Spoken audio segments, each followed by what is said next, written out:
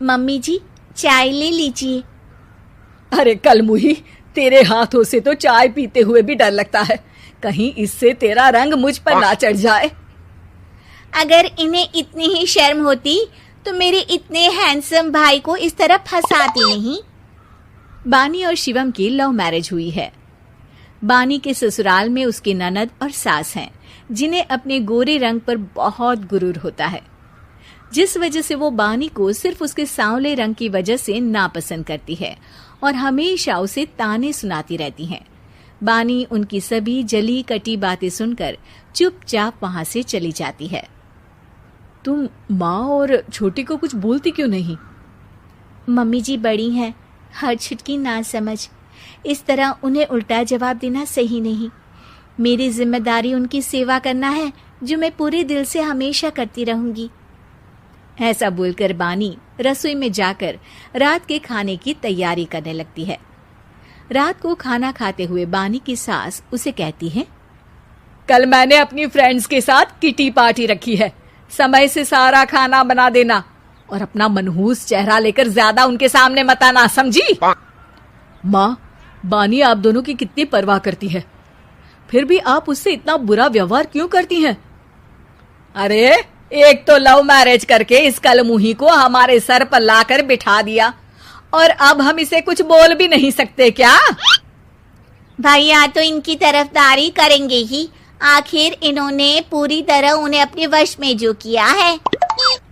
जिसे जो करना है करे, बस कल मेरा सारा काम समय पर हो जाना चाहिए।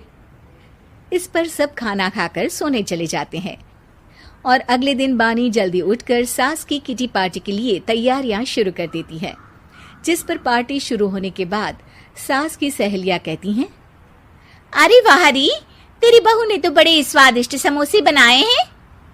हाँ भाई, रंग कैसा भी हो, खाना बनाने में बिल्कुल अन्नपूर्णा है। अरे इसकी भी क्या बात करनी, मेरी बेटी से मिलो, इसकी सुंदरता के आगे तो उर्वशी रंभा भी फेल है। उर्वशी रंभा को तो फेल कर देगी, पर क्या अन्नपूर्णा बन पाएगी? अरे इसे काम करने की क्या जरूरत, उसके लिए बानी है तो, और मैं तो इसकी शादी भी किसी नौकर चाकर वाले घर में ही करूंगी। बानी वापस रसोई में चली जाती है और किटी पार्टी चलती रहती है। उसी रात को बानी की सास गुस्से में चिल्लाते हुए अपने कमरे से बाहर निकल कर आती है। हाय रे, चोरी हो गई, मेरे पैसे, पक्का पक्का इस कलमुही की वजह से हुआ है ये सब। अरे क्या हुआ माँ, कौन सा आसमान टूट गया? अरे आसमान तो उसी दिन टूट गया था जब तू इस कलमुही से शादी करके इसे घर में ले आया था।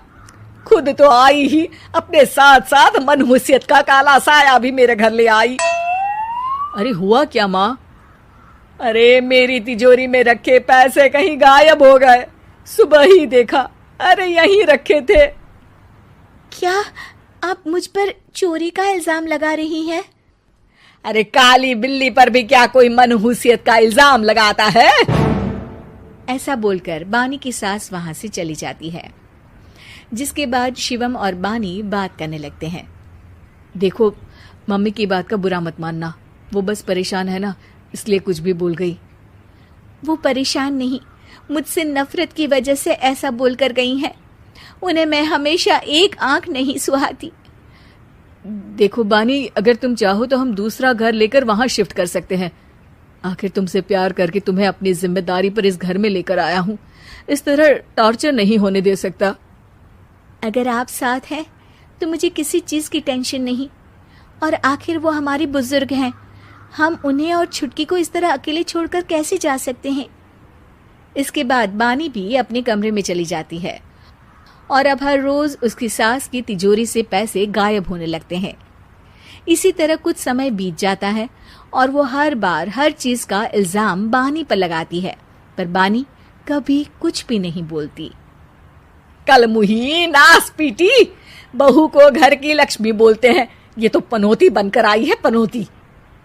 एक रात बानी की सास को आधी रात में प्यास लगती है, तो वो पानी पीने रसोई की तरफ जाती है।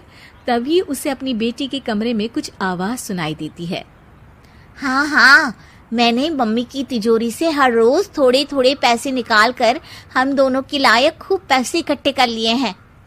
और मम्मी आज तक उस सब के लिए भाभी को ही जिम्मेदार समझती है। तुम बस जल्दी से आकर मुझे यहाँ से ले जाओ और हम कहीं दूर जाकर शादी कर लेंगे। मम्मी को कुछ पता नहीं चलेगा, सब मुसीबत खत्म। अपनी बेटी की ये सारी बातें सुनकर बानी की सास भौंचक्की रह जाती है और अपने कमरे में वापस चली जाती है। जब अगली सुबह बानी सास के कमरे में आती है, मम्मी जी, क्या बात है, आज आप कमरे से बाहर ही नहीं आई? आपकी तबीयत तो ठीक है ना? क्या छुटकी कमरे से बाहर आई या तुम उसके कमरे में गई? नहीं नहीं, क्यों, जाना है क्या? मैं अभी चली जाती हूँ। नहीं, कोई कहीं नहीं जाएगा। इस पर वो बानी को साथ लेकर कमरे से बाहर आती है, जहाँ शिवम भी होता है।